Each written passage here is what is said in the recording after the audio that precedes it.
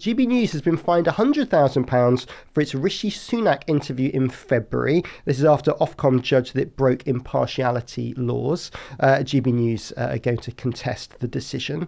GB News has been on the list for Ofcom for quite a while. It's rare for Ofcom to fine anybody. 100 grand is quite a slap on the wrist, Tara. Yeah, it is. I think their patience has finally run out. No, I'm being slightly unfair there, but there has been a lot of back and forth. How many investigations? 20, over 20 maybe. Anyway, yeah. I mean, I think it was last year. Ofcom fined CCTV, the Chinese news channel, News Network, £100,000. It is rare. I mean, it's not like the days of years ago when I think GMTV was fined $2 million.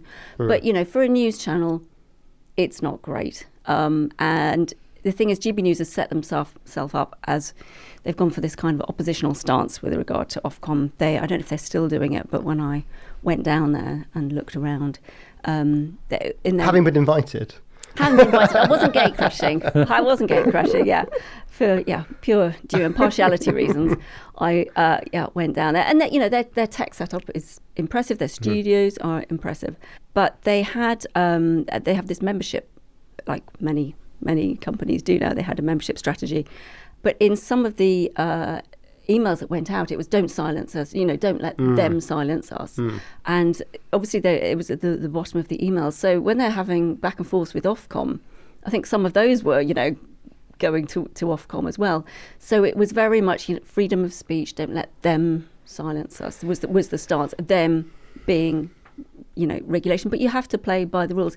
It is popular, particularly in the north. It is popular up there, GB News, but it has to play by the rules. Well, I'd heard that internally they'd been sort of telling staff to really focus on following the rules because they didn't want any more adjudications. But at the same time, it's sort of it's a good marketing ploy for the channel. It fits in with the channel. Is £100,000 actually just good for the PR? Well, it's also stuff that's already happened, right? It's also they're coming out with new claims, which are going to be investigated.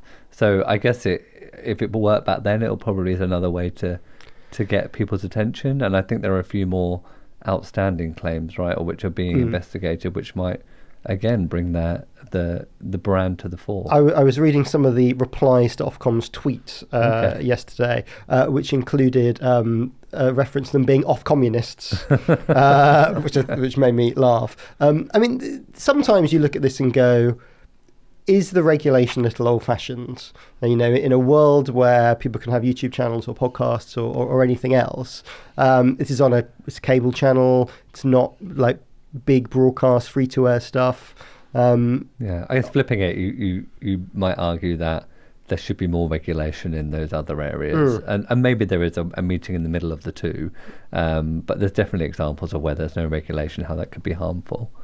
Well, we'll see what happens with Ofcom. So Ofcom are not going to find them straight away, are they? No, I think they're waiting until the end of the judicial review. Yes. And then see what happens. This is GB News challenging Ofcom over the initial decision, even before they got to the fine. Yes, yeah.